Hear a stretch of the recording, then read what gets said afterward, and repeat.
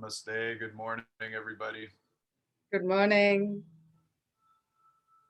Welcome to another sunny Arkaya Community Class in Satsangh. I think there's a few people here maybe I don't know, so I'll introduce myself. I'm Ross Mkichi. I've been a student of Maitrey's for about 6 years. I get the privilege of hosting these and curating these classes, as well as some of the other programs. So just a little breakdown. I see Audra Lee Kearney. I'm not sure if Audra Lee has come to one of our sessions before, and Karen Steichel, I'm not sure as well. So I'll just give a little breakdown. Audra was in the emotional resilience program. And the last time she signed in, I think because of the reminder being at 11, she came in at 11, the one on teachable, but everywhere else it says 9. So we have to correct that, Audra, too. So sorry about that. Yeah. We didn't realize there were two different things. I made it today. Yeah. Yay. I almost forgot. I was like, it was in my head that it was 11. And then I was like, no, it's 9.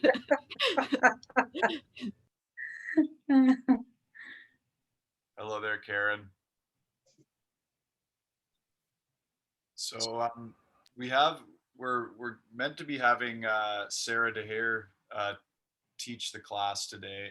She's having a little bit of trouble with her internet. She's resetting her internet right now. Luckily, Maitrey always leads us through a centering practice in the beginning before one of the Arkaya teachers leads the practice session for the first hour. And then in the second hour, Maitrey will give a talk on some of the deeper dimensions of yoga. And we've been talking on a theme for the last, I guess, about 2 months now on cultural appropriation, cultural celebration and appreciation. And particularly this past week around Indigenous culture and the issues there. We had a panel discussion on June 21st for National Indigenous Peoples Day in Canada, which was also the UN's International Day of Yoga. So we had a panel discussion with Maitrey and a Métis elder, Aline Laflamme, as well as a minister from one of the progressive churches in the West End in Vancouver, Reverend Rianne Walker, and they talked about decolonization and steps towards truth, justice, and healing. So Maitrey will be speaking a little bit more on that topic today, and we'll have some time for Q&A and connection as well at the end. So if Sara isn't able to get her internet working, then I'll be leading the class. Either way, we'll have Katie Day demonstrating. So I'll be spotlighting Katie's video, and you'll be seeing her full screen, and you'll be hearing either Sara or my voice leading the practice. So you'll have the audio cues and the nice visual cues if you need them. But anybody who's new, it's a nice, gentle, mindful practice, so nothing too intense, especially on a really hot day like today. So I'll pass over to Maitreyi for our centering practice before we get started. Thank you, Ross. And lovely to see all of you, Esther, Audra, Karen, Iris, and Shelley. So this week, we're going to go a bit more into the generational, not just generational blessings or blessings of the lineage, but also generational trauma. As you know, they discovered another 751 bodies of the First Nations kids. So this whole thing has re-traumatized the entire First Nations community. And even for me, when I tune in, there was quite a bit of grief and sadness around how much of trauma we're carrying in the land just by being on this land. And we don't have to be of the lineage of the First Nations people. So how do we work through it? How do we, make amends? And how do we become allies? That's going to be the theme of the day. So we'll sit comfortably, find a nice spot. Oh, there's Sara. Oh, you made it. Sara's our teacher. She's finding some internet difficulties. So I'm glad she made it in. But we'll start off with centering. We'll start with a centering practice, and then I'll hand over to her. So sit comfortably, keeping the eyes closed. And be present to how your body is feeling. Those of you who just joined in, we were saying the theme of the day is going to be on trauma, not just personal trauma, but familial trauma, generational trauma, and understanding the dynamics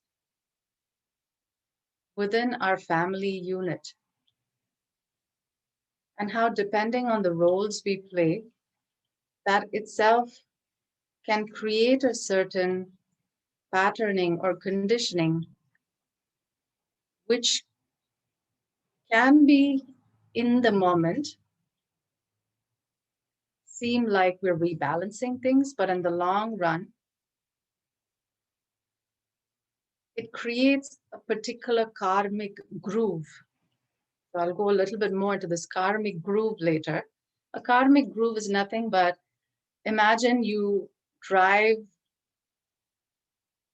a car just on a particular pathway and it leaves those marks on a muddy road. So without any clearing, if that's the only way the car keeps going, there's a groove that's created.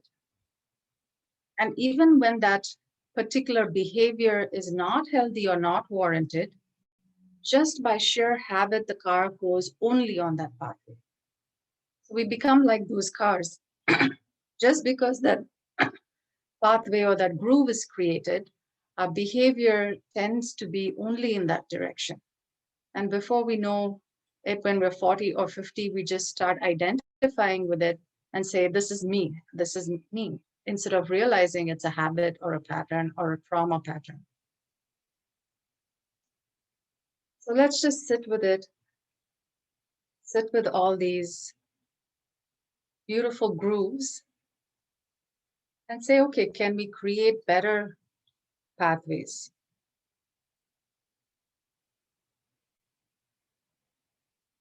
And that's the whole aim of yoga, for us to step back. And sometimes we need the brakes, not the accelerator, when we find ourselves moving on that same groove, which may not be appropriate in the present situation.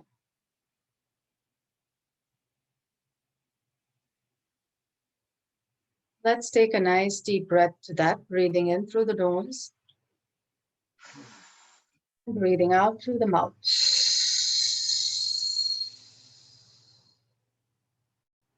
Breathing in through the nose and breathing out through the mouth.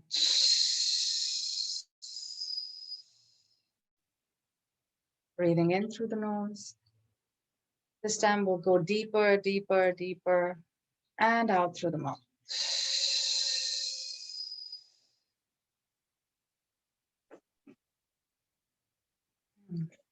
And come to being present to your body. So one of the simple ways to break this karmic groove or karmic loop is to come back to the breath and bring consciousness to the breath. Because what was previously an unconscious or a conditioned pattern now has our awareness. And therefore, that same awareness infiltrates through all our life, through our nervous system. We have a moment to step back and step in.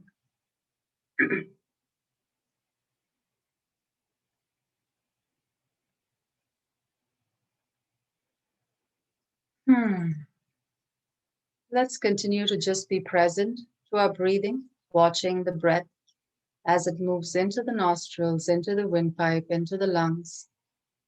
And let's follow the breath out.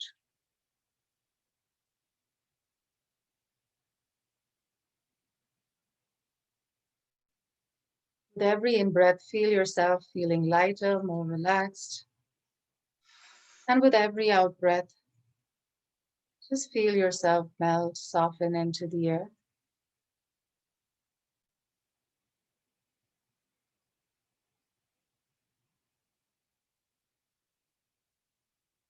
Now we're going to visualize a pillar of light. This beautiful pillar of light extends, or when you feel it, or when you see it, whichever appeals to you, you sense it. It's not just moving through you, but around you. So it's a pretty thick pillar of light that goes all the way up to the heavens and from the bottom all the way down to the earth. You don't have to look up, but in your mind's eye, you try to look up and you see that this is a pillar extending to infinity above and infinity below.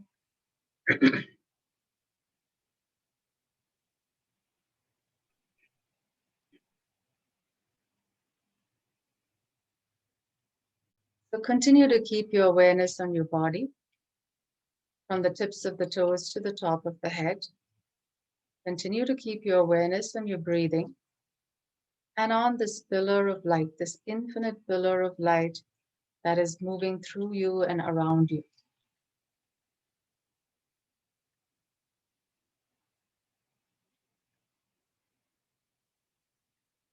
If you can take this awareness right through the practice, not losing connection with your body, not losing connection with your breath, not losing connection with your energy or prana, and also keeping this connection to the infinite.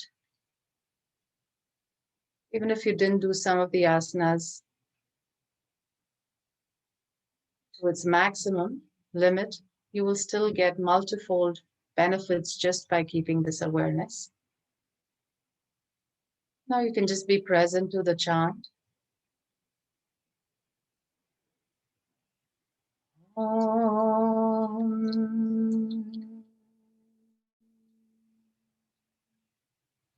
Purnamada Purnamidam Purnaha Purnamudachyate Purnasya Purnamadhaya Purnameva Avashishyate. Om.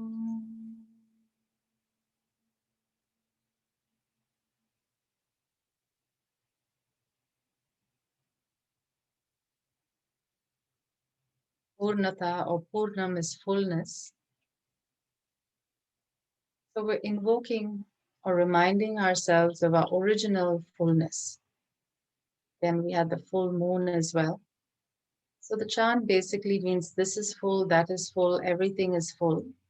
And when we take away something from that which is full, it still remains full. It might seem like a trick question, like this is a trick chant.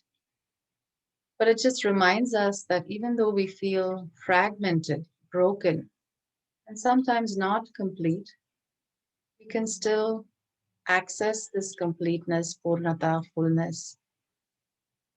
That's our original essence. Now let's just rub the palms lightly and place the palms on the eyes, soothing the eyes.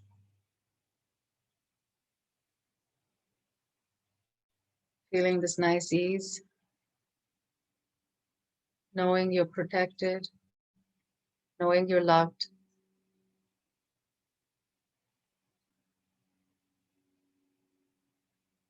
And taking comfort in this blessed darkness for just another minute before I hand over to Sara. You can gently relax your palms and I'll hand over to Sara for a great class. Thank you, Maitrey.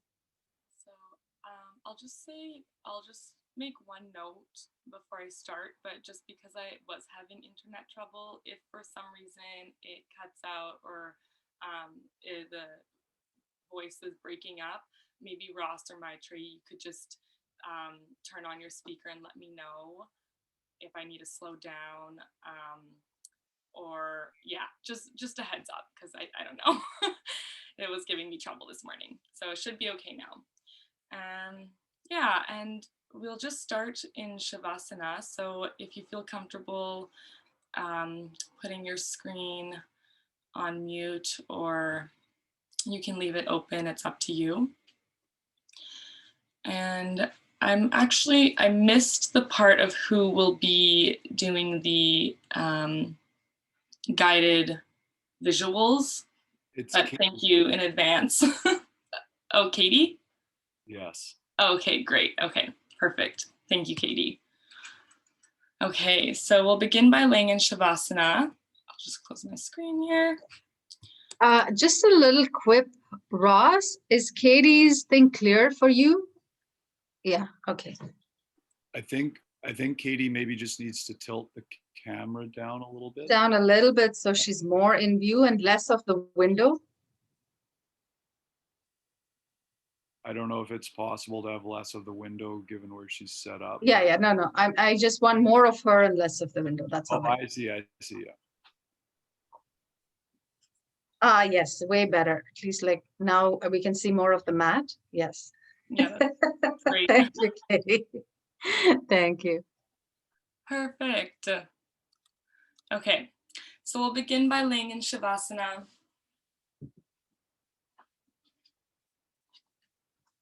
And we'll just take a few moments here to relax with our palms facing up and our arms beside our body. Letting go of anything that you may be holding on to, at least for the next few hours. And we'll just take a deep breath in and wish everything out. Another deep breath in and wish it all out. And one more deep breath in. And we can sigh out, letting go. We'll just take a few moments to scan the body, noticing any areas that may need more attention throughout the practice. So starting with the toes, we'll just wiggle our toes, noticing any sensations here. And then we'll bring our awareness to the soles of our feet and to our heels. Just notice the weight of the heels melting into the earth, letting go of tension and softening.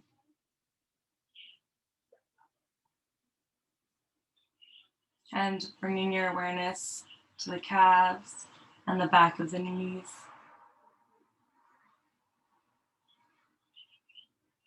And the back of the thighs. Just being aware of these areas.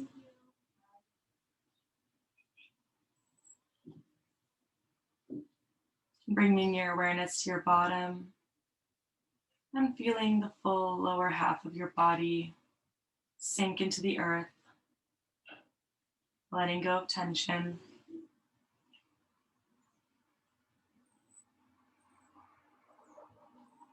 And noticing the sensations in your lower, mid, and upper back. And feeling the breath expand your back into the earth. And letting go of tension as you exhale.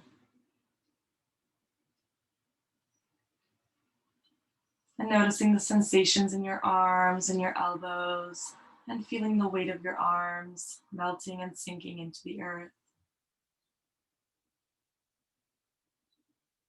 And the weight of the back of your hands melting and sinking into the earth.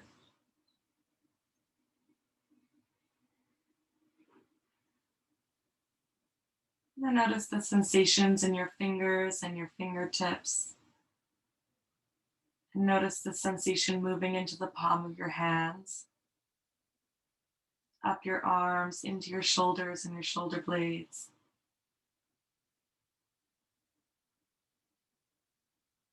And feel your back and your shoulders relaxing into the earth.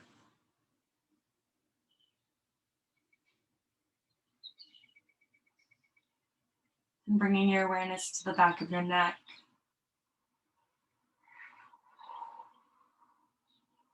Into your jaw. And just relaxing the face here. letting go of any tension or stress you may be holding, relaxing the eyelids, the forehead, letting go.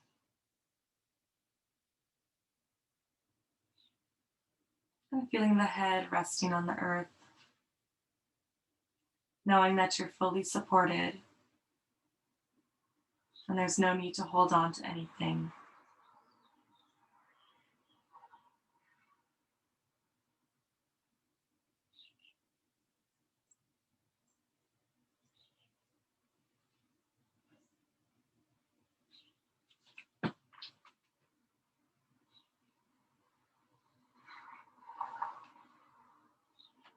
We'll continue with the Mahat Yoga Pranayama. It's the great yogic breath. We'll begin with the lower chest. So this is the foundational breathing technique for the practice. We'll bring our palms to rest over our lower chest, just where the ribs begin to float, below the breast region. And just take a moment to connect with this area. And we'll take a deep breath in through the nose, bringing the breath down into the lower lungs, expanding the front, sides, and back, opening up this area. And then we'll exhale, slow and controlled breath through pursed lips.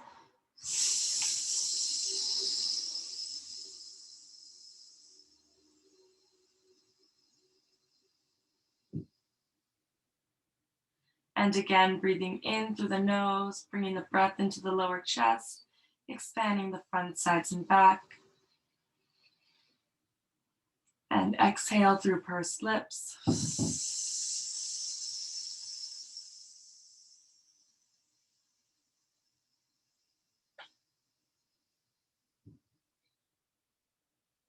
And again, breathing into the lower chest.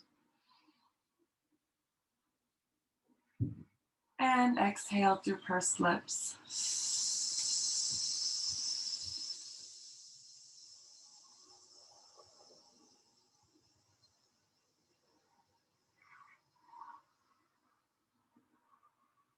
Then we'll just take a moment to connect with this area, letting the breath integrate.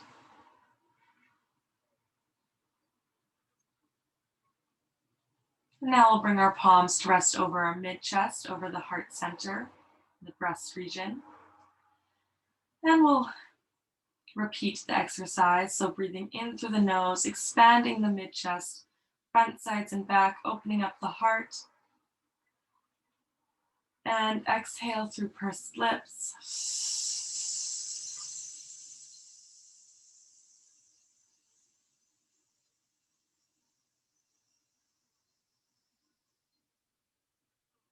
And again, breathing the breath in, expanding, opening up the heart and the back of the heart.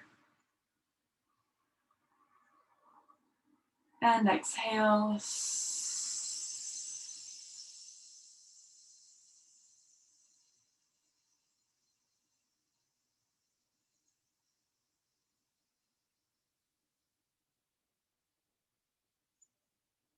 And one more time, breathing in, expanding the mid-chest, front, sides, and back.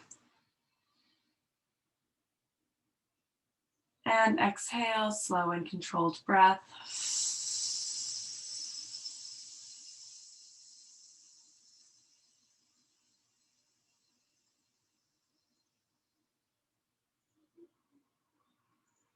And we'll just take a moment to connect with the heart center.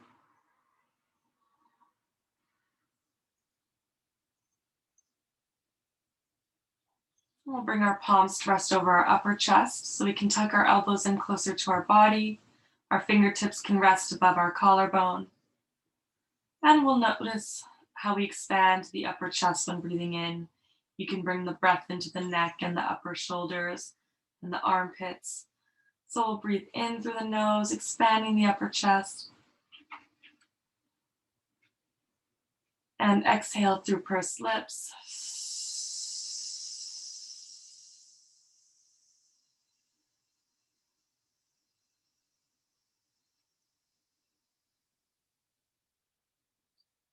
Again, breathing in, filling the upper chest.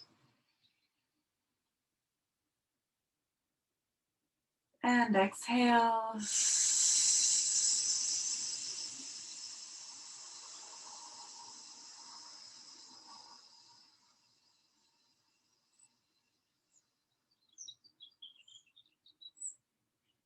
And one more time, breathing into the upper chest, front, sides, and back, opening up the throat. And exhale.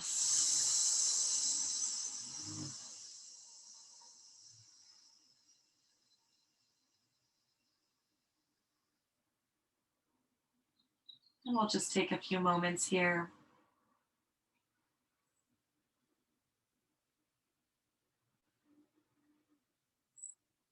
Now we'll do the full chested breath. So we'll bring our right palm to rest over our lower chest. Our left palm will rest over our mid chest. And you can imagine a third palm resting over the upper chest. And we'll breathe in, expanding the lungs like a balloon, breathing into the lower, mid, upper, front, sides, and back, opening up. Then we can sigh out.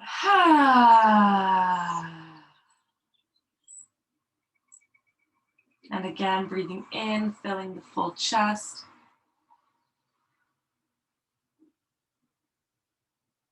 And we can exhale through pursed lips.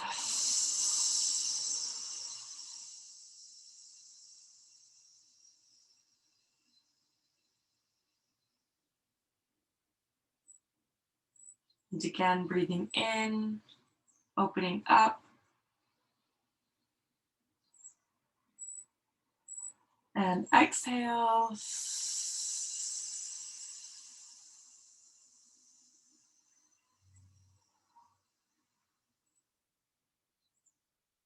And we'll do this 3 more times, but on the inhale, for the next 3 times, when we breathe in, we'll just arch the spine, rolling up gently on the shoulders when we breathe in, and then on the exhale, lowering the spine back down to the ground. So we'll breathe in, expanding the full chest, arching the spine, and exhale, coming back down with the breath.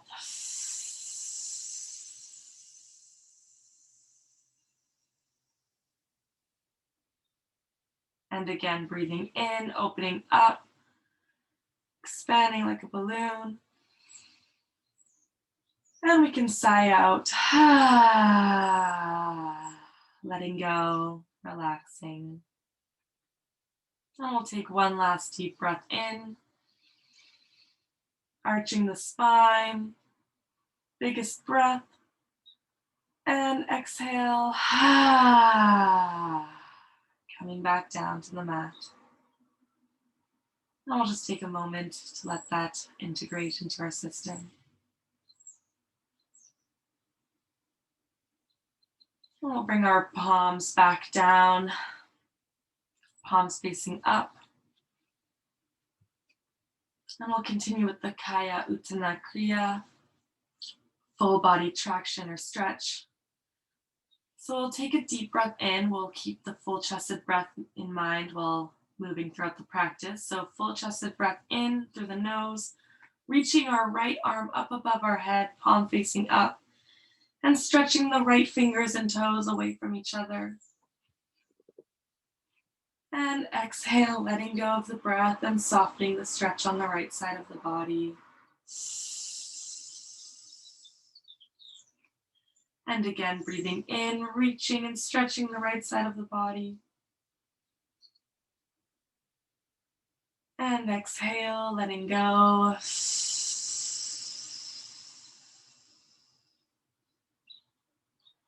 And one more time on the right side of the body, breathing in, reaching and stretching, realigning the spine, starting with the right side.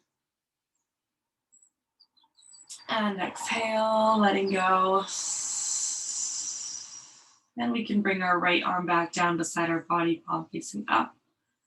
And we'll do the same on the left side.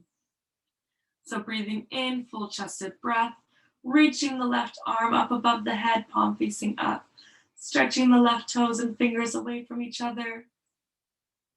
And exhale, softening the stretch.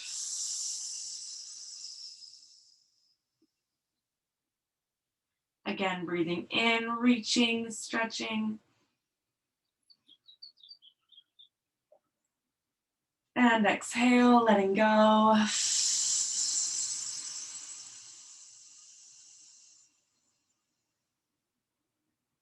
And one more time, breathing in. And exhale. Bringing the left arm back down beside the body, palm facing up. And now we'll do the diagonal sequence. So breathing in, bringing the right arm back up above the head, stretching the right fingers and this time the left toes away from each other, pulling diagonally through the body. And exhale, letting go.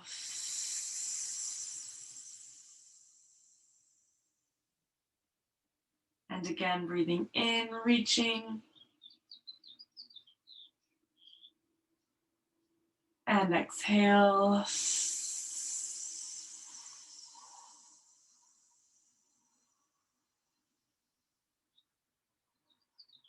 And one more time, breathing in, reaching the right fingers and the left toes. And exhale. Bringing the right arm back down beside the body with the palms facing up. And we'll breathe in, extending our left arm up above our head and reaching our right toes away from each other. You can just keep a little smitta on your face, a little smile while you're doing the practice. And exhale, softening the stretch.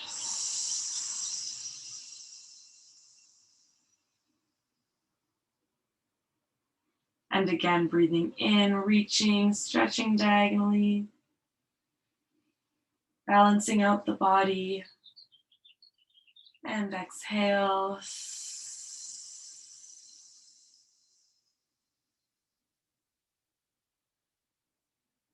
One more time, breathing in.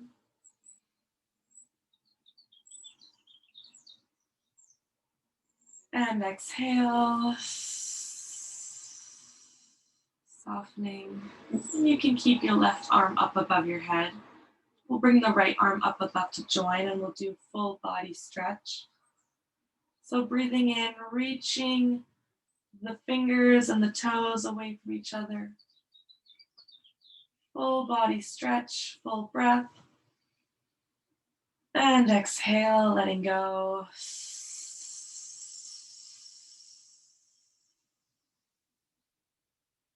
And again, breathing in, reaching the body fully. And exhale.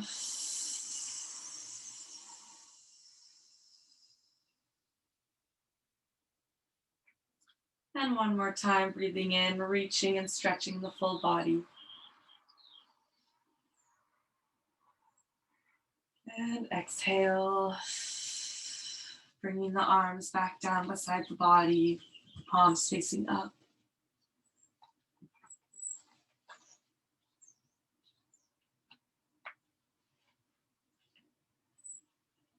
Now we'll bring our knee to our chest. So we'll begin on the right side. So we'll take a full chested breath in through the nose. We'll reach for our right knee, just cusping under the right knee and hugging it into the stomach and the chest, squeezing tightly. And then on the exhale, letting go, bringing the right leg back down to the ground.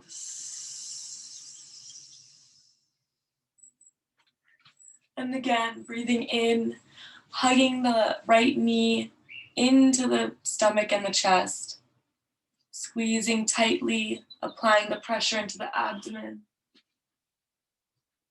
And exhale, letting it go, bringing it back down.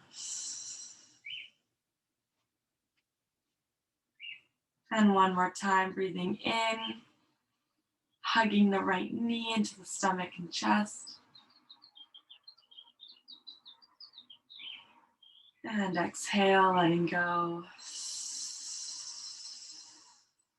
So this promotes good digestion. And we'll do the same on the left side. So we'll breathe in and we'll hug the left knee into the stomach and chest.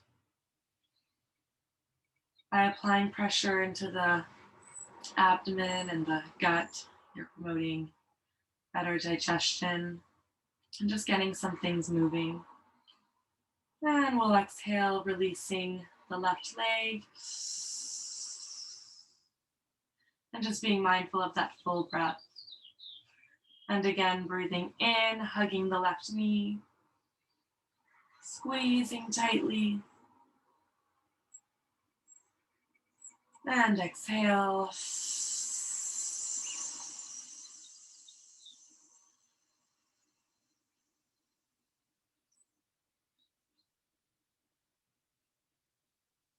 And one more time, breathing in, hugging the left knee into the chest.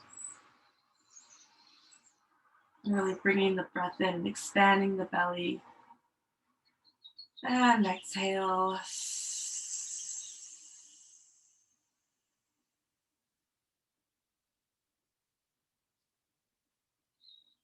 And we'll do both knees now. So we'll breathe into the full chest and we'll hug our knees into our chest. And we'll actually just bring our forehead to knee as we do this as well. So just lifting the forehead, touching the knees, or as close as comfortably possible. And then exhale, bringing the head back down and the feet back, lowering the legs flat on the ground. And again, breathing in, hugging the knees, bringing the forehead to the knees. And exhale, letting go.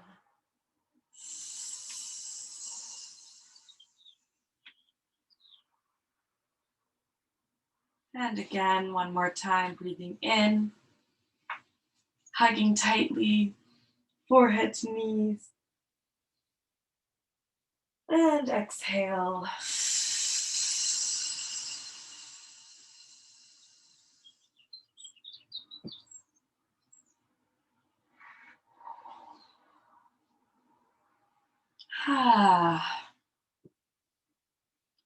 From here, we'll just do a gentle body twist.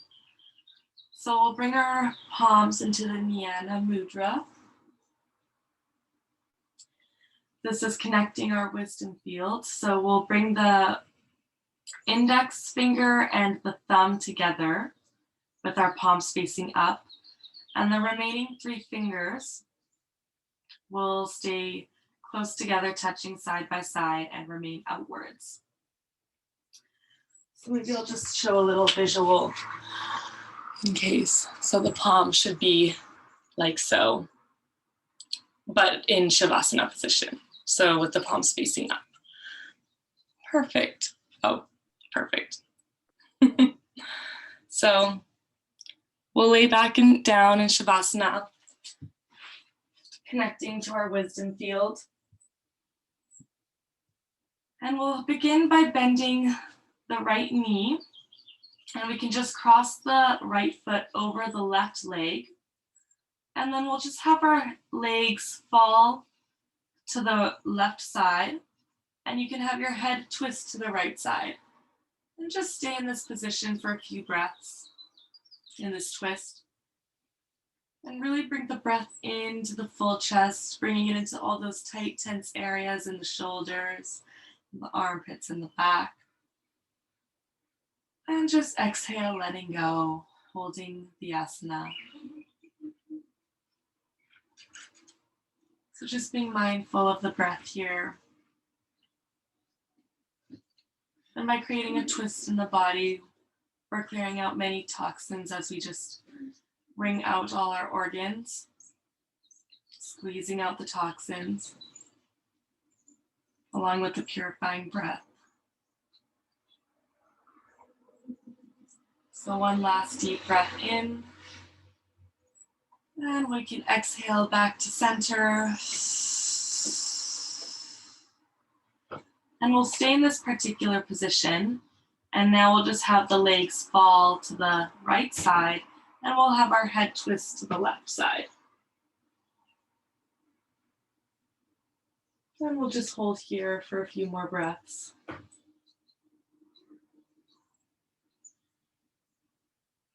And exhale.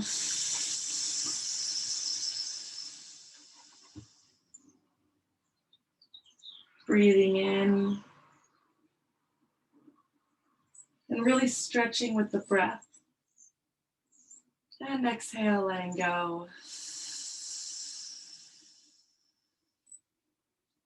And we'll take one last deep breath here. And we'll exhale, coming back into neutral. And we'll unwrap the legs. We'll do the same on the other side.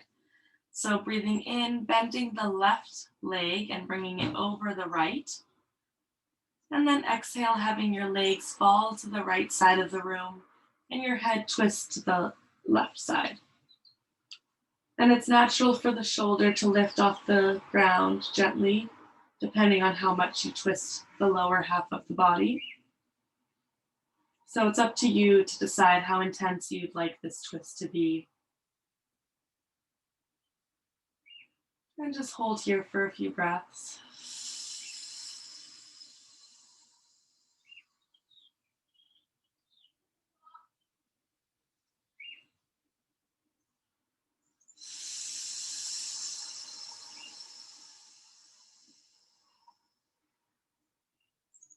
Then we'll take one more deep breath in. And exhale back to center. And we'll stay in this position and we'll have our legs fall to the left side and our head twist to the right side. And we'll just hold here for a few more breaths. Breathing in, full chested breath. And exhale.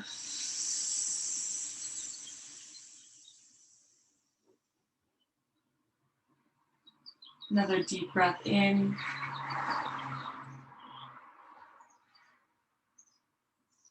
And exhale. Don't be afraid to breathe in to any tight areas, even though it may feel a little uncomfortable. The breath is very gentle and it'll naturally stretch and increase the stretch from within the body. So one last deep breath in here. And exhale, we'll come back to center and we'll unravel. And from here, we'll just start kicking the legs up and the wrists above us, and we'll just shake everything out, letting go of any more tension. And we'll whoosh everything out above us. And again, just shake, shake, shake. And we can even flutter our lips. Just letting go of everything and anything. Moving the body, wiggling on the mat. And whoosh out. And from here, we can take our palms behind the back of our thighs, just above the back of our knees. And we'll begin to rock back and forth on our mats. Realigning the spine as we rock back and forth, massaging out the back and all the muscles and the organs here. And you can just move at your own pace while rocking. Just being mindful of the breath.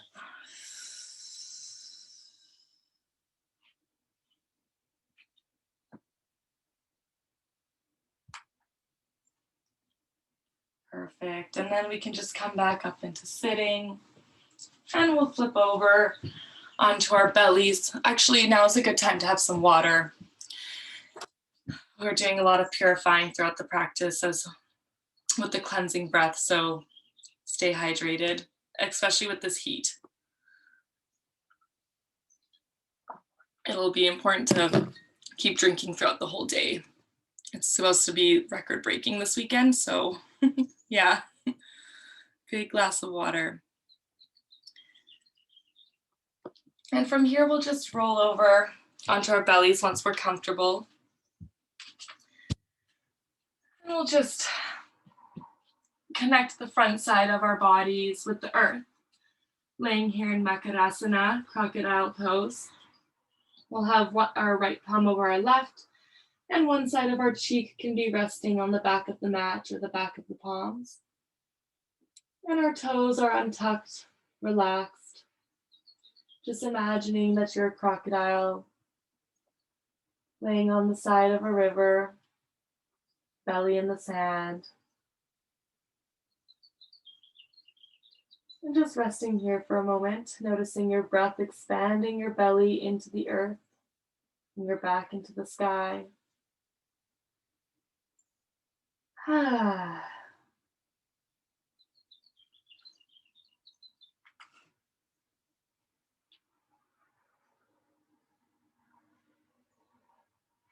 And we'll continue with a few back opening exercises. So we'll continue with the Sarpa Kriya, snake pose. Then we'll bring our chin to the mat, interlacing our fingers behind our tailbone. And we can bring our feet and our legs touching together side by side. Toes remain untucked. So we'll breathe into the full chest, lifting the chin up and the chest up gently. And then when we exhale, we'll exhale through our teeth, making a hissing sound. So exhale, hiss, lowering the chin back down to the mat. And again, breathing in, lifting up gently. And exhale, hiss. Coming back down to the mat as we exhale. And one more time, breathing in, opening the chest and the back. And exhale, hiss.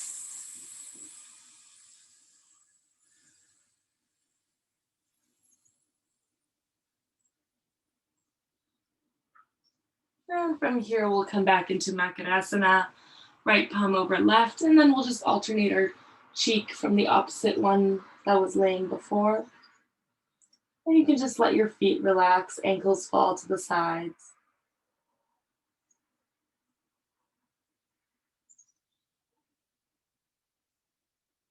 Again, being mindful of the little smita on your face, having a little smile.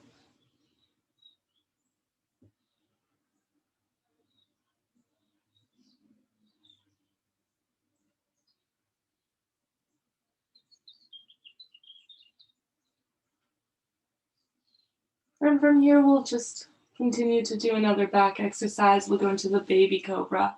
So this is just slightly more intense than the last. We'll bring our palms next to our shoulders for support and our chin back to the mat. And the feet can be together or apart, whatever is more comfortable. And we'll breathe in, lifting halfway, opening up the chest, looking up, and exhale, hissing out, hiss. Coming back down with the breath. And again, breathing in, lifting halfway. And hiss.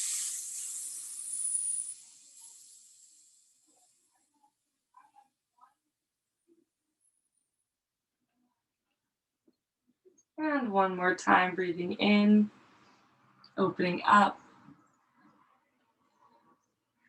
And exhale, hiss.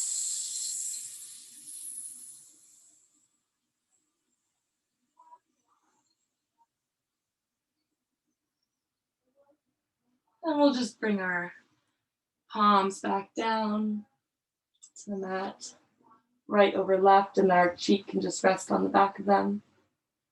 And just take a few more moments here.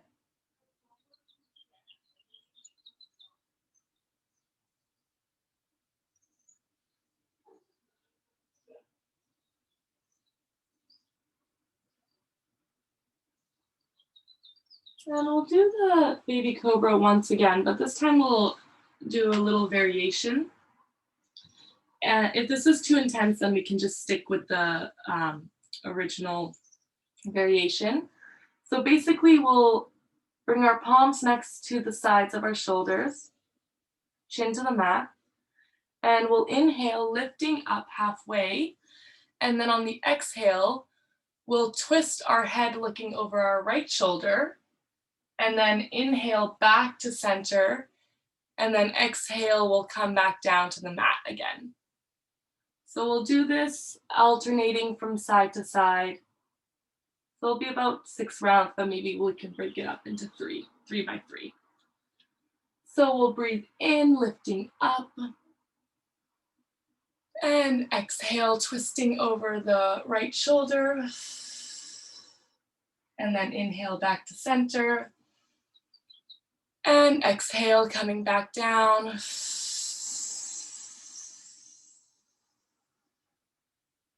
And again, breathing in, lifting up,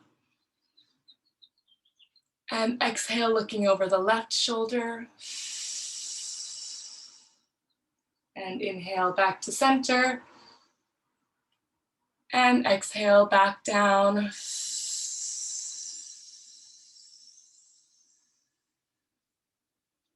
And again, breathing in, lifting up. Exhale, looking over the right shoulder. And then inhale back to center. And exhale back down.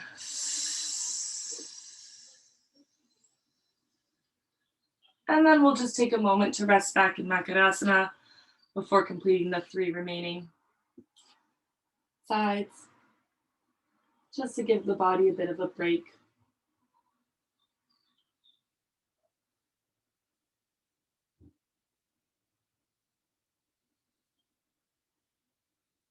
And we'll continue. So we'll bring our palms back beside the shoulders, chin to the mat.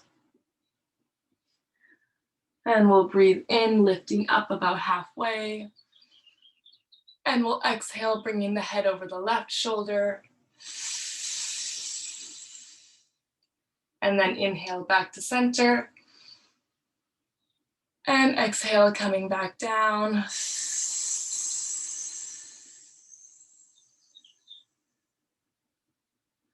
And again, breathing in, lifting up halfway. Exhale, looking over the right shoulder. And then inhale back to center. And exhale back down to the mat.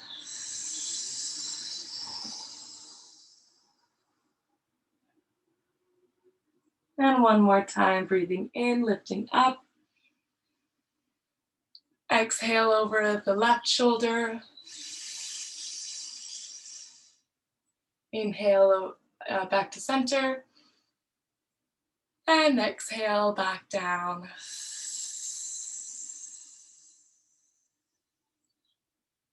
And we'll come back into Makarasana. And just letting go of any tension. These days, we're always working at a desk or staring at our phones, and often our head is tilted downwards. So it's important to counteract those positions with the back exercises and opening up the spine to realign our posture and strengthen the core as well.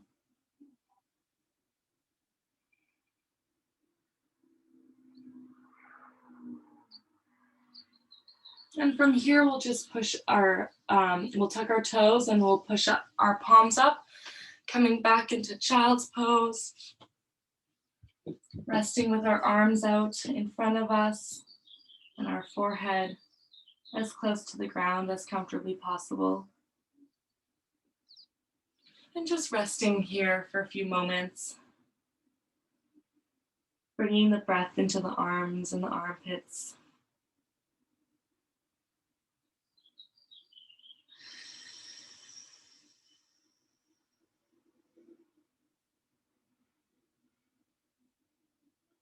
And we'll walk our arms over to the right side of the room. So staying in child's pose, but just walking over, creating a stretch in the left side of the body.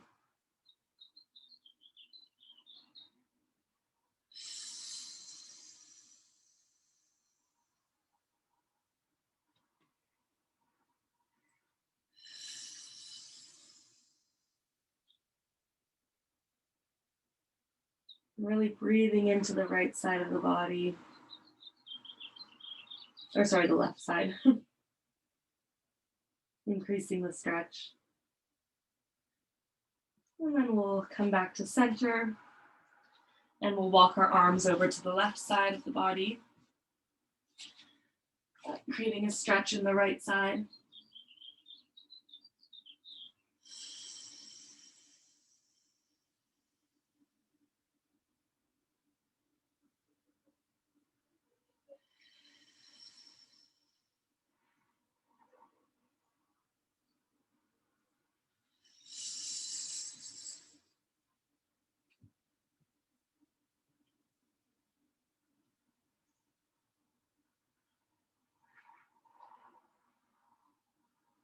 And then we'll come back to center.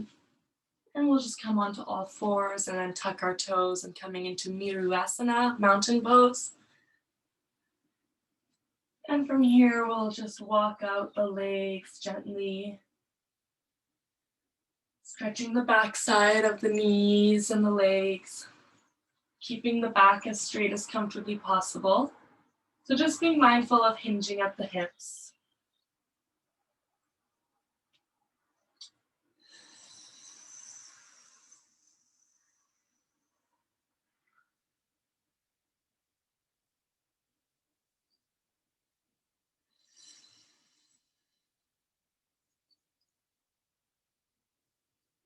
And then we can come down onto all fours. And we'll just sit back on our heels in Vajrasana, diamond pose. And we'll just take a few moments here and have another sip of water.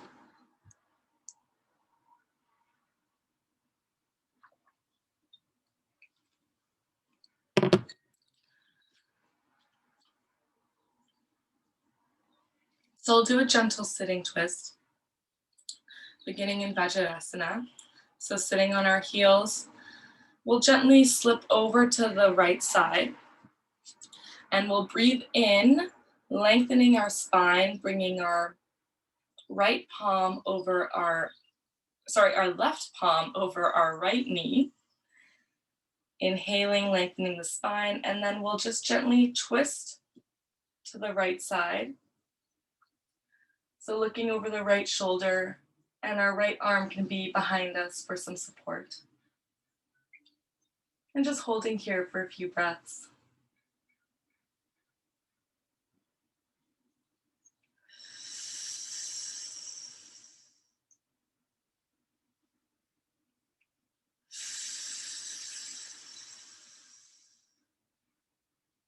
One last deep breath in.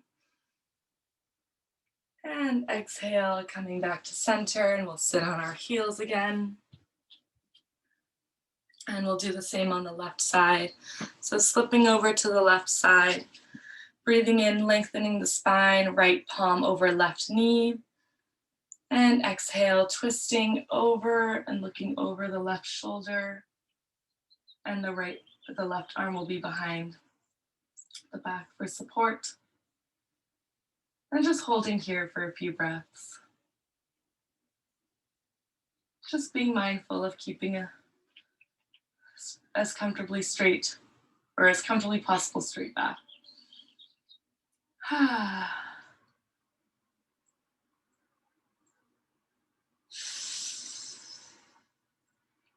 And we'll take one more deep breath in.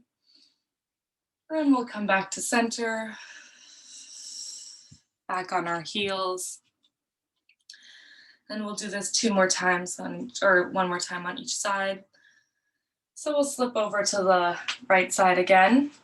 Breathing in, lengthening the spine, left palm over right knee, and exhale, twisting and looking over the right shoulder.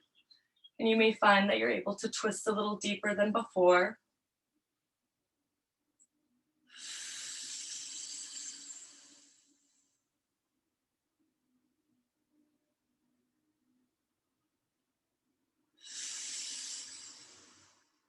Just being mindful of the full chested breath.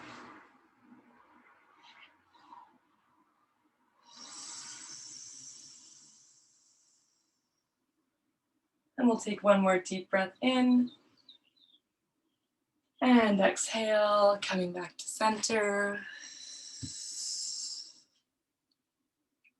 And then we'll do the same on the left side again, slipping over to the left side. Right palm over left knee, breathing in, lengthening the spine. And exhale, falling into the twist, looking over the left shoulder. Again, twisting even deeper than before.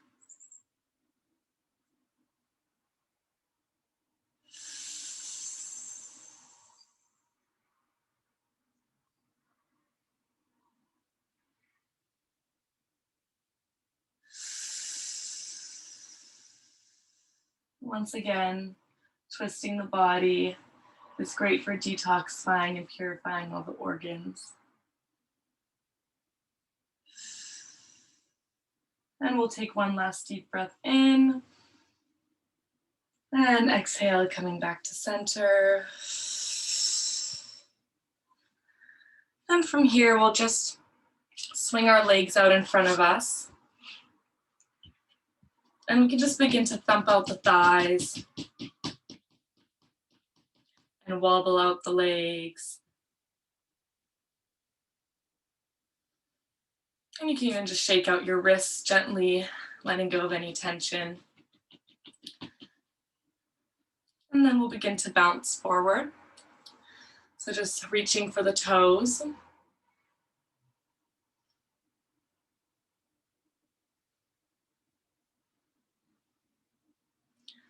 Just creating a stretch in the back of the legs.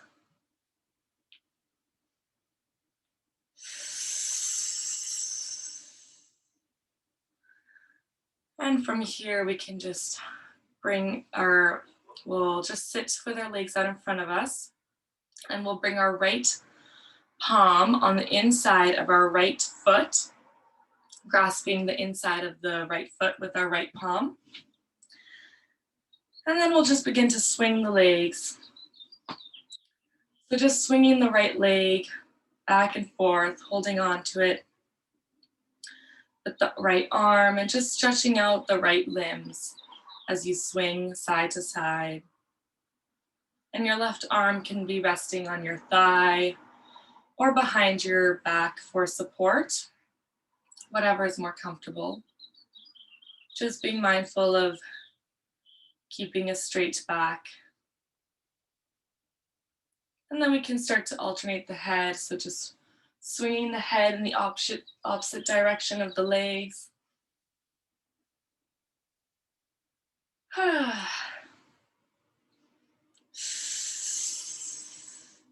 And this motion is at your own pace. So keeping a mindful, full-chested breath, but moving at the pace of your own body. And we can bring the right leg back down, thump out the thighs, shake out the wrists, shoulders. And we'll do the same on the left side. So bringing the left palm into the left foot, and we'll begin to swing the left limbs back and forth.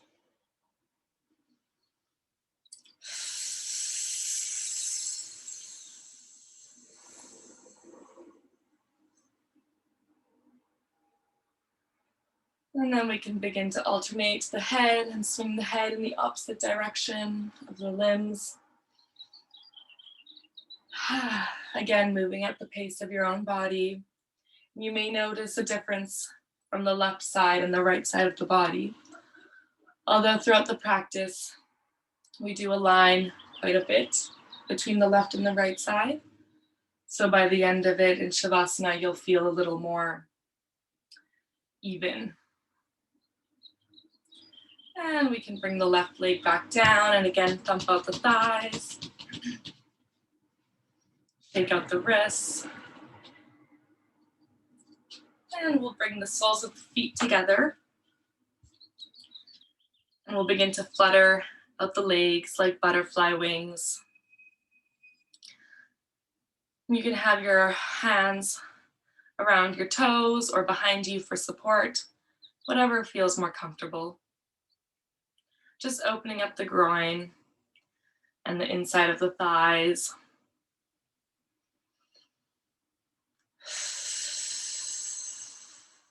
being mindful of the full chested breath.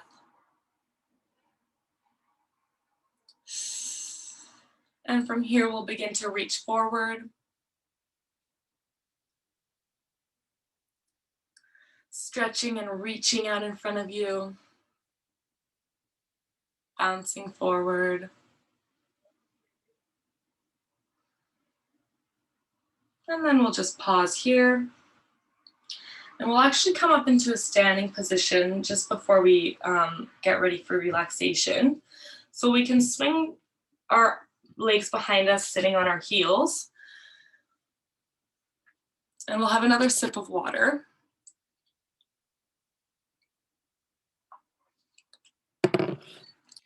And then we can get ready to stand. So we'll just do a forward fold. So just standing on your 2 feet in a forward fold, head hanging loose.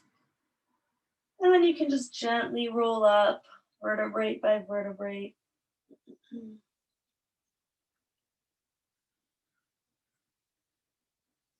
Moving at your own pace to roll the spine up. And your shoulders will come up, and then your neck will come up, and your head last. And once we're here and standing, we can just begin to sway our body. So just start swaying the arms side to side and just twisting the body side to side in standing position. So just gently swaying the arms around and letting them loosely follow the swing. It's not putting too much effort into it, but just letting your body loosen and move with the flow. And then we'll bring our arms to the mid-chest, staying in the swinging position, but just moving around the mid-chest now.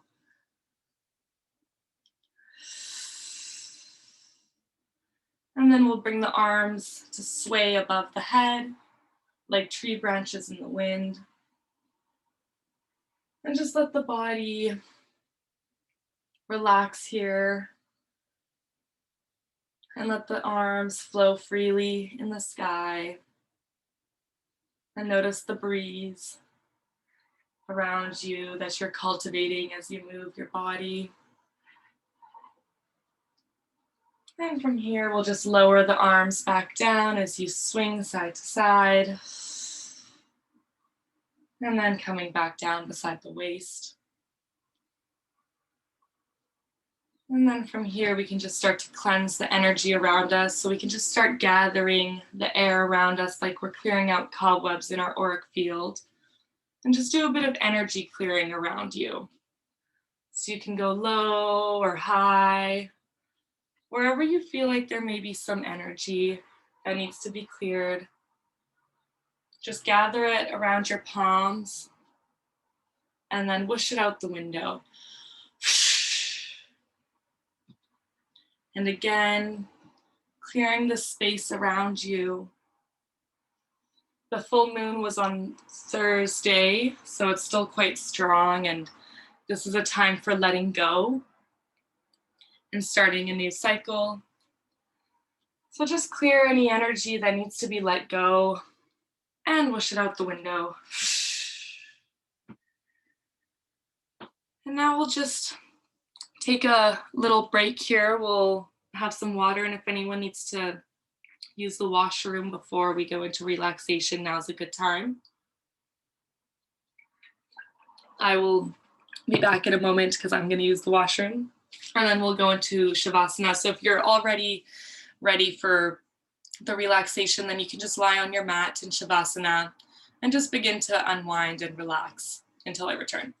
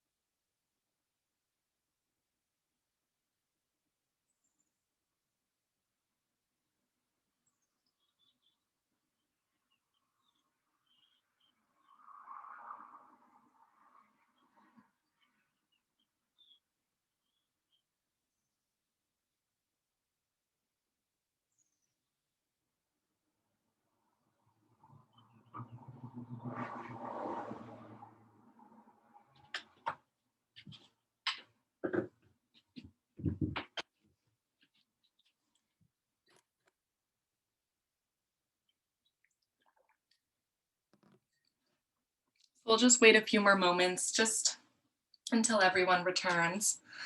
For now, for those of you who are on your mats,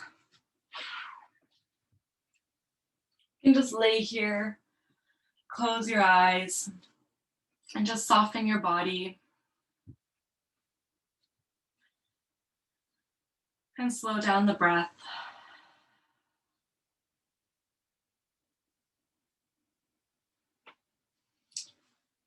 And just rest for a few moments.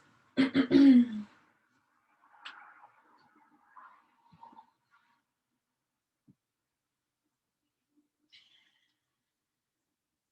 may be thinking about or reflecting on the week that you've had, or thinking about the week ahead, but just try to stay present and aware of your body at this moment. And it's natural for the mind to wander. And whenever it does so, just be mindful of it and be aware, and then you can just bring your mind back to the body and the breath to recenter.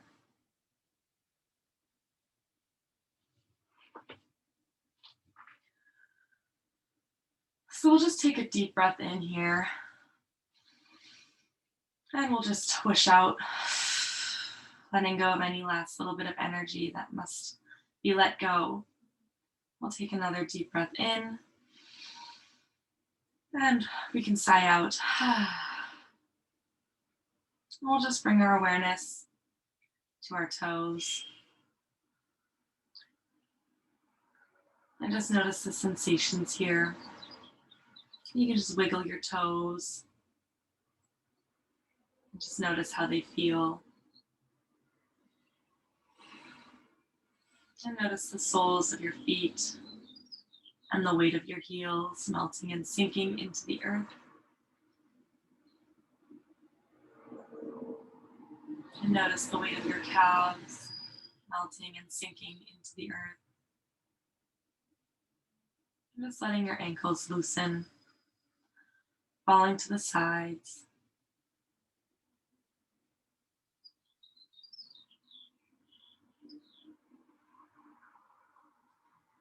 Noticing the sensations in the back of your knees.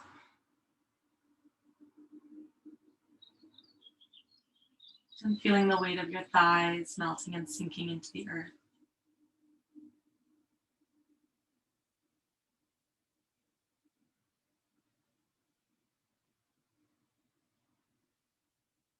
Notice the weight of your bottom melting and sinking into the earth.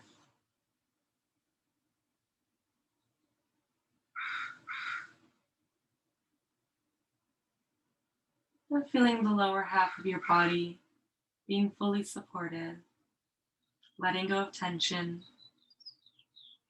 softening and melting into the earth.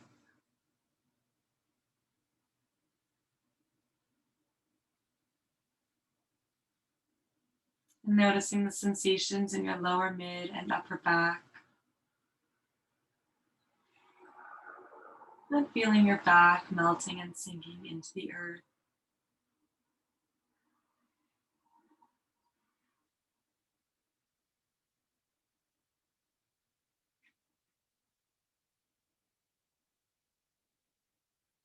Noticing the sensations in your arms, your elbows, and feeling the weight of your arms melting and sinking into the earth.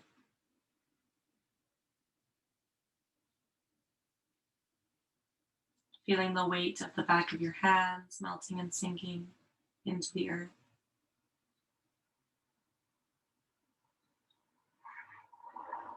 Noticing the sensations in your fingers and your fingertips. And noticing this energy moving into the palm of your hands. Just feel this energy pulsing in the palm of your hands for a few moments. Or any other sensations that you may be aware of.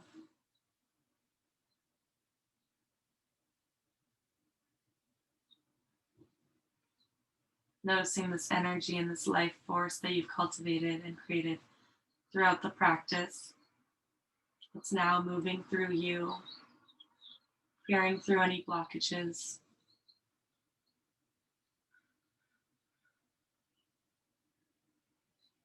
and releasing these blockages and these energy areas. And notice these sensations moving up your arms and into your shoulders and your shoulder blades and into the back of your neck.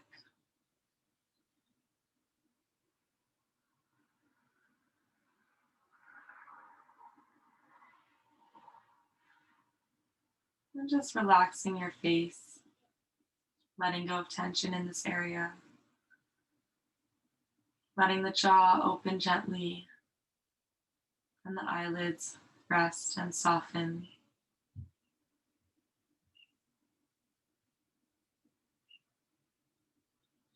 And letting the head melt into the earth, resting and softening. Just noticing the air on your skin.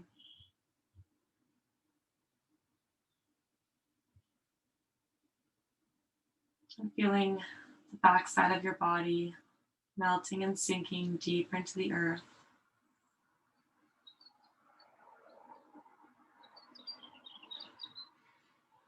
Be aware of the breath and notice the air entering through the nose, down the windpipes into the lungs, circulating through, clearing out any old air, and then washing it back out as you exhale. And we'll just rest here for a few moments, being mindful of the breath and the body. And if the mind wanders, just bring it back to the breath. And I'll hand it over to Maitrey whenever she's ready.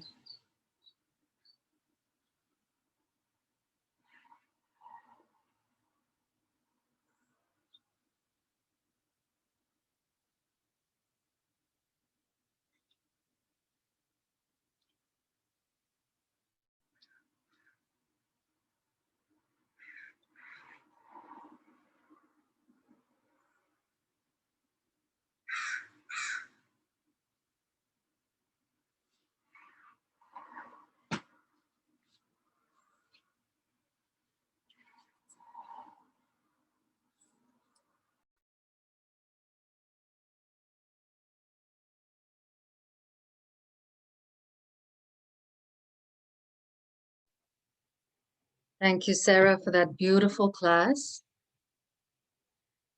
You can all continue lying down, being present to the body, present to the breath.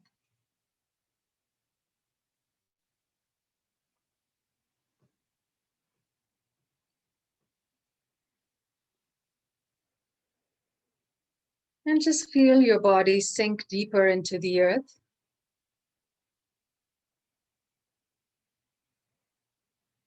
Keeping this nice relaxed space.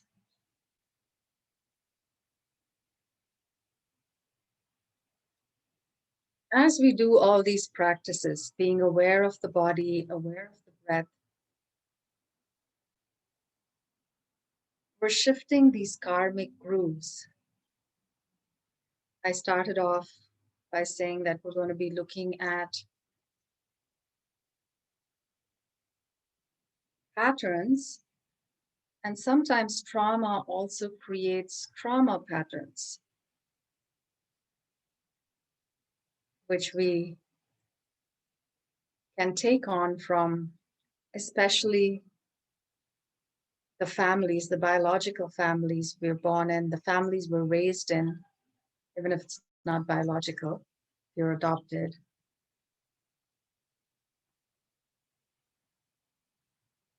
So it's important to bring awareness to these old groups. And I was working with I am actually working with a couple who's going through a difficult separation. And it was interesting to see how many patterns, unhealthy patterns, they picked up from each other unconsciously.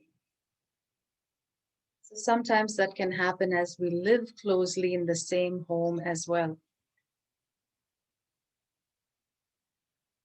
When we share energy, when we share intimacy.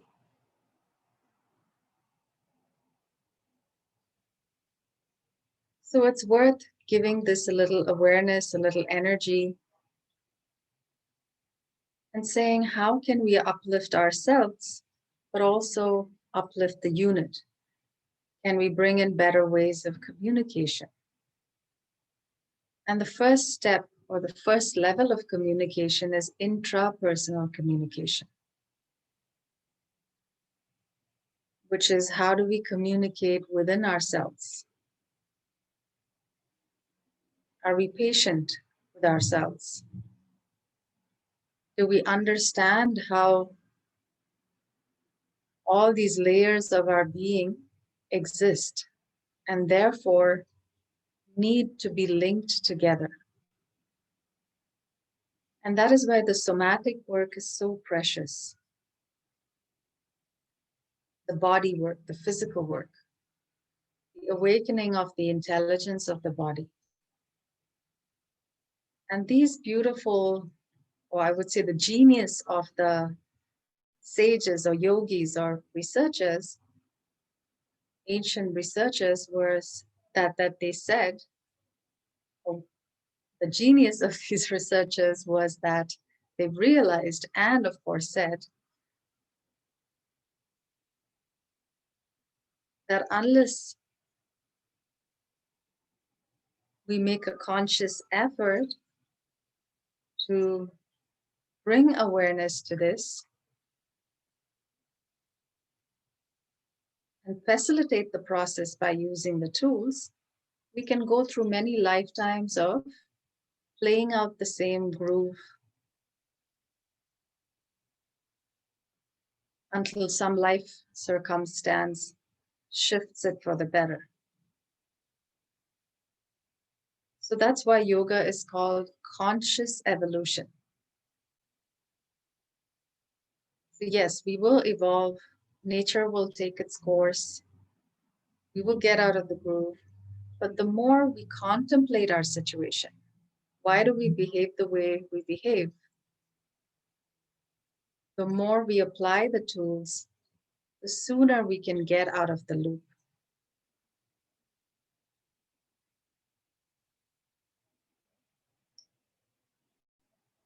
So let's continue being present to our bodies, present to our breath, and present to this pillar of light we started off with. If you forgot about it during your practice, that's fine too.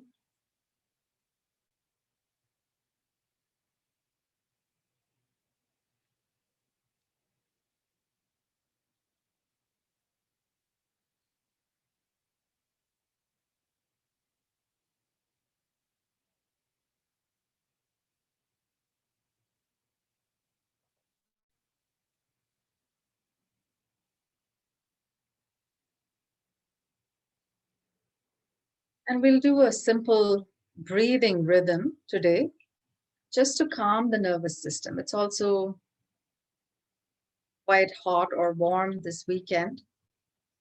So this is a calming breath for or at least for those in Vancouver. I know some of you are not from here, from Texas. But for those of you in Vancouver, the prediction is it's going to be quite hot. So this is a good breath to keep for that as well. So the breath is going to be 8 by 4 by 8 by 4. And then we'll amp it up a little bit, which is 10 by 5 by 10 by 5. Both are called the Savitri and both are for different reasons. 8 is for stability, 10 is for time, for tapping into time. And aligning with the right time to do certain things. And all of us need that. We're either procrastinating on something or we're thinking, oh, I need to have this conversation, but we delayed. We don't know what's the right time to put it forward because another person is involved. So this 10 by 5 by 10 by 5, or I have another person who wants to move from one country to another. So they're like, oh, is this the right time with COVID? We don't know, but we can tap into this divine time and therefore get a little bit more guidance. So let's start with 8 by 4 by 8 by 4 breath, which is for stability, physical, financial, as well as emotional. Now breathing in, expanding the lower, mid, upper chest. Pause, 3, 4. Breathe out. 7, 8. Pause, 3, 4. Breathe in, expanding full-chested breathing as much as possible. Filling your rib cage and your lungs. Pausing, 3, 4. Breathing out.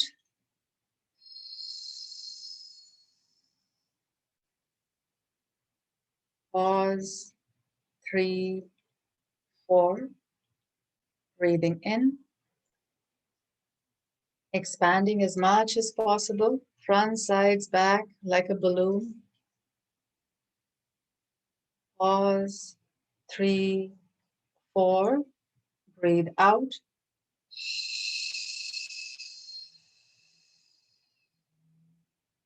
Pause, 3, 4. Breathe in. Expand, expand, expand. Pause, 3, 4. Breathe out.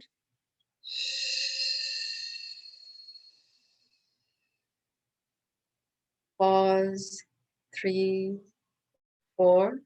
Breathe in.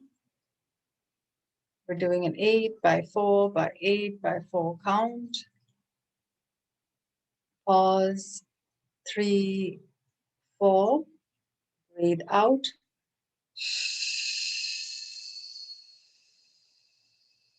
7, 8.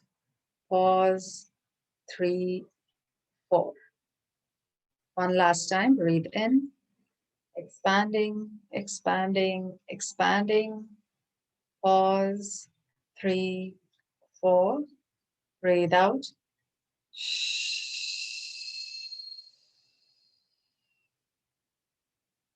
Pause, 3, 4. And just be present to how your body's feeling.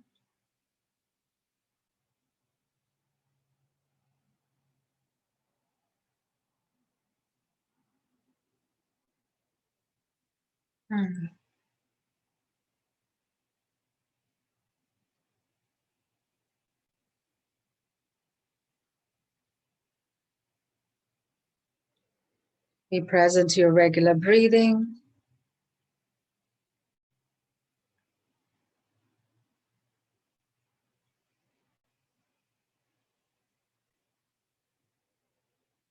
And be present to this pillar of light.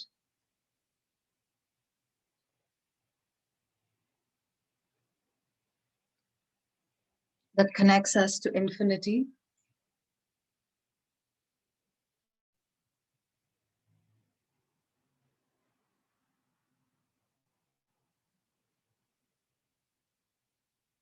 Now we'll go to the 10 by 5 by 10 by 5.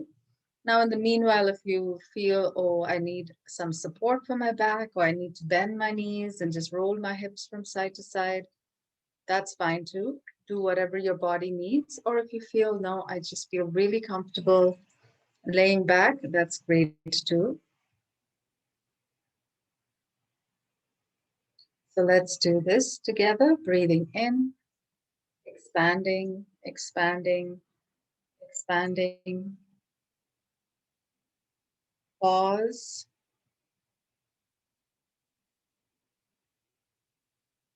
5, breathe out.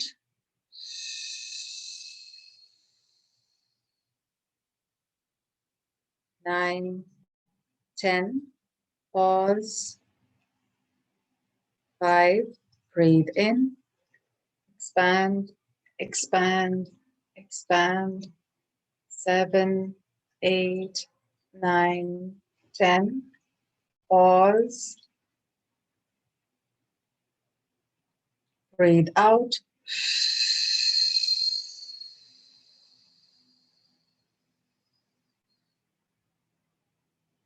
Pause. Breathe in. Lower, mid, upper chest. Nice deep breathing. Pause. Breathe out.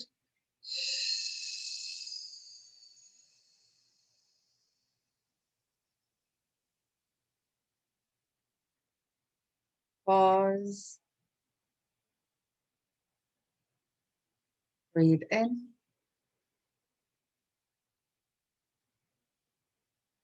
Go into all those nooks and corners that are tight or tense, all the way. Pause.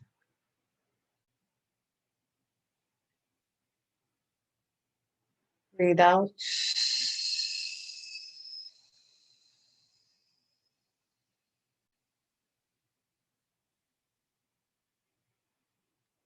Pause.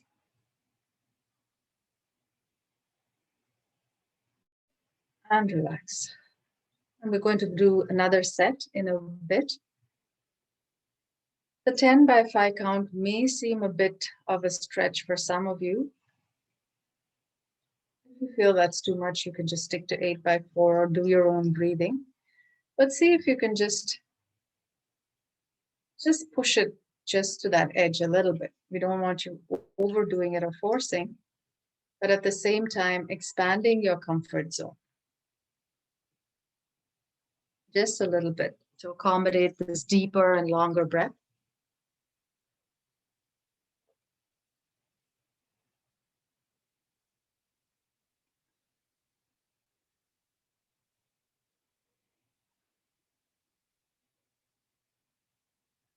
And we'll do 3 more rounds of this breath. The 10 by 5 by 10 by 5. 10 is to 5 is to 10 is to 5, where 10 is the in-breath, 5 is the held in-breath, 10 is the out-breath, and 5 is the held out breath. And this is a beautiful breath for time. Now, as we invoke Goddess Kali too, many people think of her as aggressive or fierce, but she's actually a beautiful representation of Kal or time, which means she can clear all these karmic ties or karmic attachments or karmic grooves, habit patterns, which again express itself through time. So our future doesn't have to look like our past when it comes to certain karmic grooves. And that's why invoking Kali, where she looks like she's a non-conformist compared to all the other goddesses, she looks quite different. She's not dressed in a sari and decked in jewels. She doesn't look pretty, or at least she's not depicted as someone like a typical beautiful Indian goddess.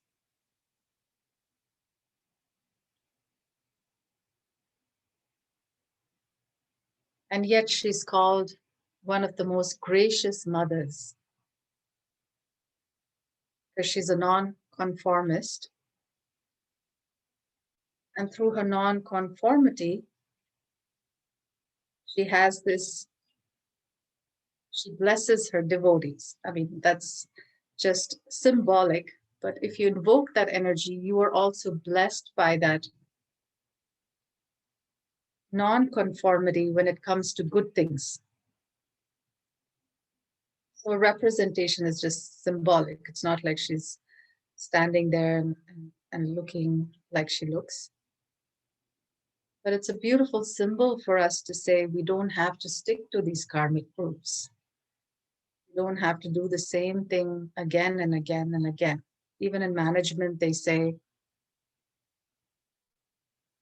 that it's ridiculous to do the same thing and expect different results. We have to change what we do. So let's get back to this 10 is to 5 is to 10 is to 5. Breathing in, expanding, expanding, expanding. Pause. 4, 5. Breathe out.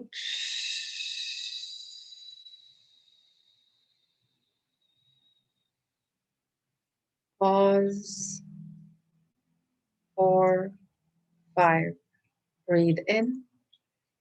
Expand, expand, front, sides, back.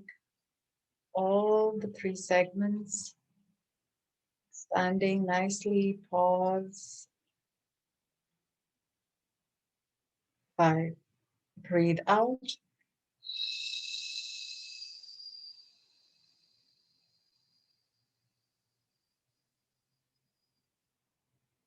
Pause. 5. Breathe in.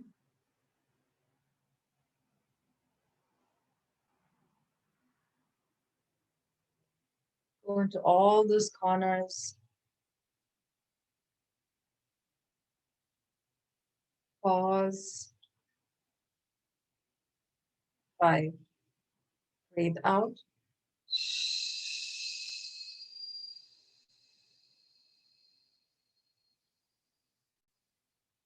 Pause.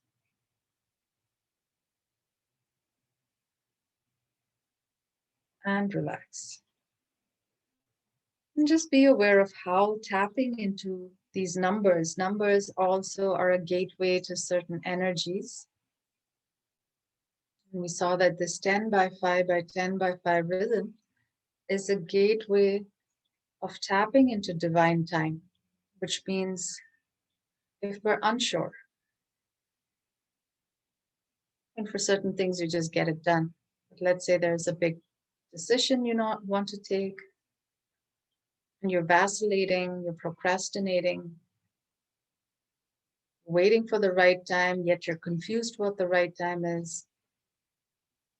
Then the 10 by 5 by 10 by 5 is a beautiful, beautiful, beautiful rhythm to keep.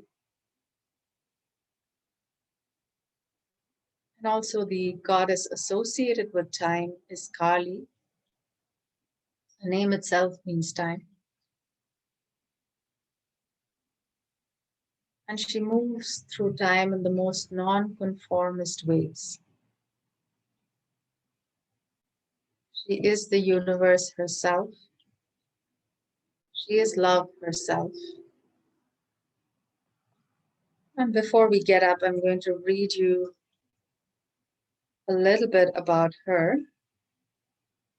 So you can just stay lying down, and then when we come up, we'll have a few discussions on the family lineage as well. We're learning the tools before we go into the discussion.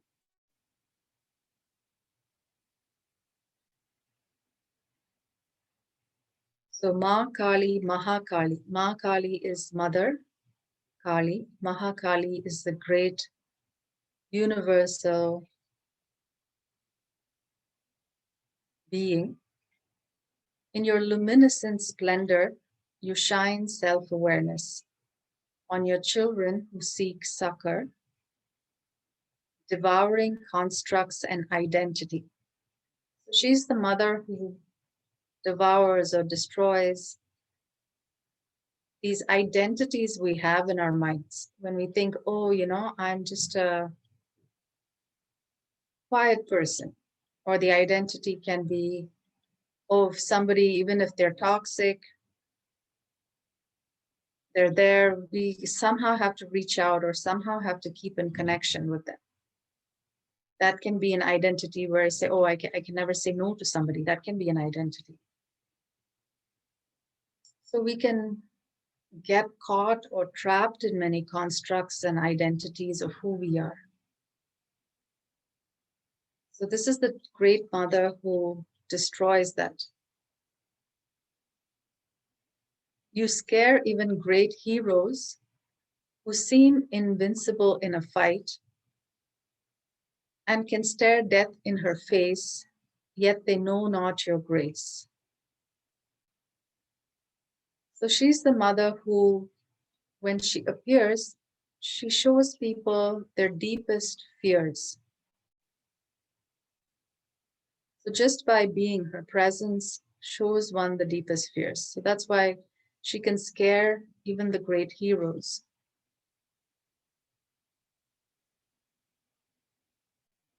They have not sipped from the nocturnal nectar of solitude, stillness, and surrender that dissolves the disease of Dvaitam. Dvaitam means separation, two-ness. Still stuck in wheels of war, yet another Rakta Bija sprouts, multiplying inner and outer enemies that narcissism breeds. So some people may be adept at war, fighting, and think they're invincible. But Mother Kali demands a deeper dissolution of this war. And Rakta Bija is a classic example of that. There's a story of this demon called Rakta Bija where he basically has this boon that if one drop of his falls on the ground, then more of him sprouts. It's almost like cloning. It's the ancient days version of cloning. So he was invincible because anybody tried to kill him and a drop of blood fell on the earth, there would be more Rakta Bijas. That was the name of this demonic guy.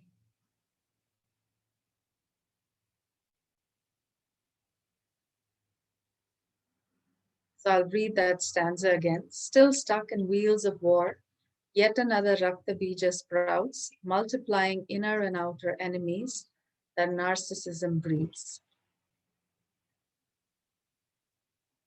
So sometimes when we're a bit too obsessed with things and we're unwilling to let go and surrender to the Divine Mother, then we may just get trapped in this hamster wheel of war, which is also not what we want. And she's the mother who frees us from that. She's the energy who frees us from that. That turning, incessant, that's the next stanza, incessant churning ceases as you step into the heart of consciousness. Shiva is ecstasy, the delicacy of intimacy. So basically in some photos, Kali is shown as stepping into or on the heart of consciousness. And people are quizzical. They're like, why is she stepping on Shiva? So this is basically to say this heart connection. We all have to step into the heart of consciousness. She's the one who is the power to consciousness. She's the Shakti to consciousness. Shiva without Shakti is Shavam, a mere dead body. Burn away samskaras, awaken, resurrect to love, renew polarity.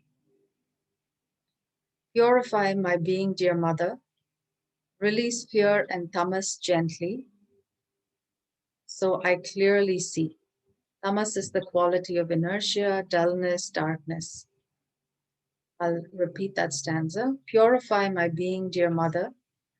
Release fear and tamas gently, so I clearly see. Your love and mirth, I play with thee. Just as Raman of Tenali laughed at your thousand heads in time, and drank the milk and curds of wisdom and wealth. His humor you saw, christening him Vikita Kavi, which basically means you're a funny poet. You reflected back to him his blitheness and being jolly. Disillusion and tender darkness, I embrace as you, compassionate mother, dissolving my illusions. You are the blessed black hole. So sometimes people are scared of her or because she looks dark, she looks black, unlike the other goddesses who look quite pretty. So she's also this black hole, or I mean, she does have other forms and other colors as well. But typically you'll see her in black, depicted in as black skinned. But that's not the only color she holds. But this is to symbolize that she is the black hole. And usually black hole has a negative connotation, whereas here it's a blessed black hole. My delusions sucked out of me, you are the solution to set me free. As I melt into your expanse, Spanda Nishspanda, your dharma is all I need. So I'm just introducing you to some of the goddesses this morning, because this evening we're going to be looking at different energies. If you don't feel drawn to the symbolism, archetypes, you don't have to use that as a way, you don't have to use that as a method. But if you are drawn, then we will invoke a few, or at least learn how to invoke a few energies to support us. Now, there are goddesses in the Hebrew tradition as well. So I'll introduce you to a few goddesses there. Though I don't have a personal connection with them, I wasn't raised in that culture. So you can connect to the energy of a goddess that is there to liberate you. We don't want demigods or goddesses. So they also say in the yogic culture, we shouldn't get attached to demigods or goddesses who take us away on a jaunt, but not towards self-realization. So Kali Ma is depicted as one who takes us towards liberation or self-realization. So choose somebody who's connected to the highest. We'll talk a bit more about that this evening. Now continue to bring your awareness to your body and to your breath.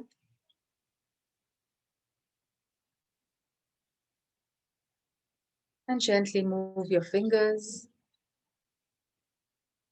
giving yourself a nice good stretch.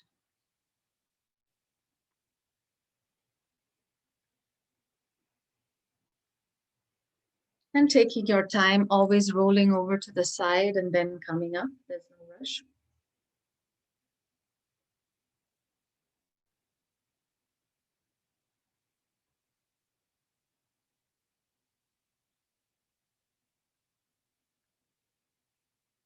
And I'm going to request Ross to put the link, the Zoom link of this evening's session. So for those of you who are new, this evening is the monthly meeting of the foundation course. And those of you who haven't attended before, many of you are part of the foundation course here. But those of you who are new, were asking me, I would say, just come as a guest for one session so you know what happens. And the Zoom link itself, if you can put it, Ross, that would be great. Yes, I've just put it in the chat there. Oh, okay. Yeah, there's a little description with the time, and then below that is the link. So I would request everybody who wants to attend this evening to just cut and paste it, just in case you can't find this chat. At least I don't know how to go back once a Zoom call is over. I don't know how to go back and find that chat. So I would say take a moment to go into the chat and cut and paste that Zoom link. And like I said, you don't have to enroll for the foundation course to be part of it for the first time. I would just say, just come and attend, because today is going to be on trauma. It is going to be on the different tools or different ways we can rise above it. We're not negating it. We're not suppressing it. We're not pretending it doesn't exist. But we're facing it and saying, okay, we can also take the support of other higher energies. Now, certain practical scientific tools we learned in terms of the breath, how the breath impacts the sympathetic, parasympathetic nervous system, the physical postures, all of that, the conscious movement, all of that helps to move through trauma. And a lot of emotional processing principles also help us move through trauma. But beyond that, we can invoke these energies as well. I'm just going to hand over to Ross to make some announcements, and then we'll go into the discussion. Thank you, Maitreyi. So as Maitreyi was saying, the once a month evolutionary circle is happening tonight. We have it the last Saturday of every month for those in the online foundations programs. So it's tonight, Saturday, June 26th, 7:30 p.m. in the Pacific time zone. Those who are in India, it'll be Sunday, June 27th at 8 a.m.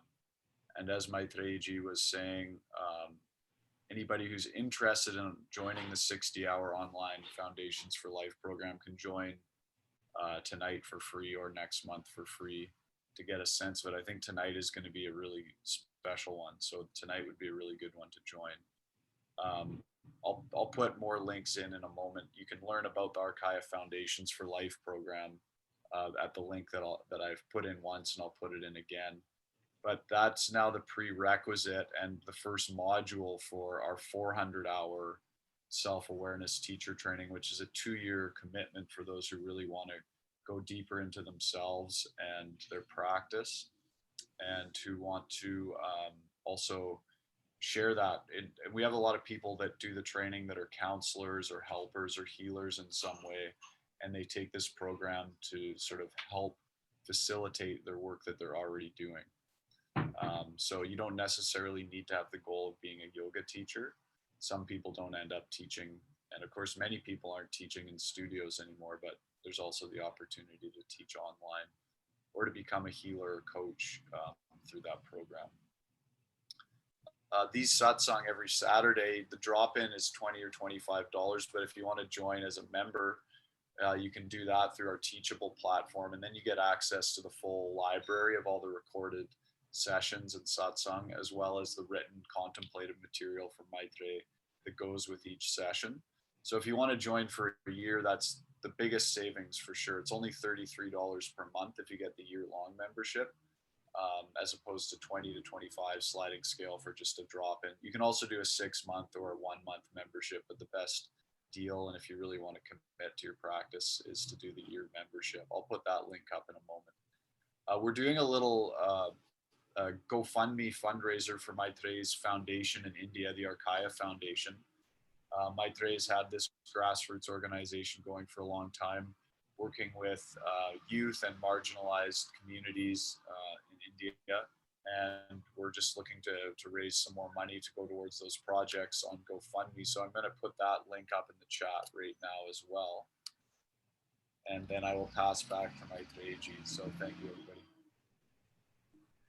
Thanks, Ross, for all the announcements. So coming back to this topic of trauma, this evening we'll go a bit deeper into it too. So if you look at the word trauma in yoga, many of you in the teacher training know this word. We use the word nara, which means misalignment. Now, misalignment is not something that is specific to a person. Another word for nara is also human. So if we are human, it means we are misaligned to a certain degree. So we don't have to feel any shame. Now, when we have this perspective, for me, having this perspective is good because I felt no shame in having trauma. You know, sometimes, depending on the country you're coming from, at least in the West, it's okay to go to a counselor. It's okay to say, you know, I need to take care of my mental health. But in India, I don't know if some other countries, I would love to know where you come from and what that word means. In India, if you're going to like a counselor or a psychologist, then you're like, oh, you're crazy. Like that person's crazy. Like they have this, you know. So there's a lot of, now it's changing. This generation is changing. But I remember growing up, anybody going to a counselor or going to a psychologist, it's like your family's supposed to sort it out for you. You know, why are you going to a counselor? Why are you going to a psychologist? So there's a lot of stigma and a lot of trauma around dealing with trauma, like if you wanted to sort out your trauma. So I'd love to hear how, you know, we'll keep the floor open. Any other countries where it was like really a big deal if you saw a counselor or therapist? Hi, Katie. Did you want to say something? I think in the West, it's like a disease that somebody might catch. That's kind of the response that people kind of get. So as much as some people do go to counseling, I think that it's a really brave step for people, especially maybe generally for men, to accept that they could use a little bit more support. And so many people are resistant because of that stigma involved. Like they just don't want to cross that line sometimes with counseling, because that might confirm that they're a little bit off. But yeah, people kind of also sort of run away from it. Like, you know, if somebody had cancer, it would be, they'd get flowers, you know, but as far as mental health, it's scary for some people. Anyway, that's. Thank you, Katie. No, that's a good point. If you had a physical illness, you'll get flowers. But if you had a mental illness, like, you know, if you had some kind of breakdown happening, maybe not. So yeah, thank you. And Audra, I see Audra's hand went up. Yeah, well, I've pretty much lived in Vancouver or the area my whole life, but I find, you know, I think it's like the whole mental health stigma, like we have these mental health awareness days and everyone's like, oh yeah, I'm super supportive of, you know, knowledge and what that means, but they don't understand. And usually when you just brush the topic of, you know, towards them, they just, they don't know how to help.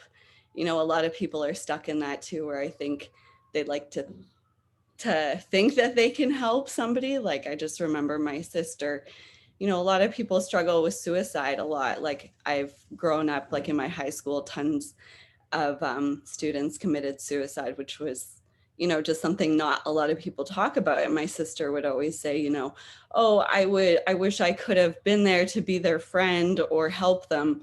But, you know, she's not capable of doing that. Like she can't, she has her own issues to deal with. So that's just kind of what made me think of that, is that, okay, once you get help, it's like there's a whole other stigma surrounding it. Like I went to counseling and my sister won't accept that, you know, I was diagnosed. Like she won't look it up, she won't research it, she just thinks I'm normal, you know. So it's like I love her for everything, but you know, she thinks that she's helping, but she's not helping. So I think it's about education. Like I went to school my whole life and learned this much about trauma, healing, emotional health, you know, mental health awareness. So I know it's changing now.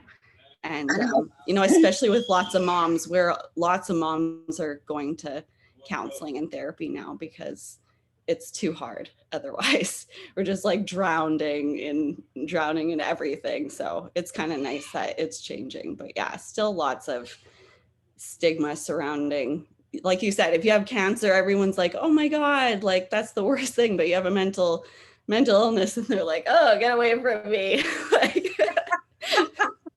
It is, and it is changing. The more people are vulnerable and the more people share, you know, when it comes to addiction as well, that used to just be something people wanted to hide. And there's those mental health and addiction, and sometimes concurring, they don't, there's no prejudice. It's every socioeconomic status, every race, every, you know,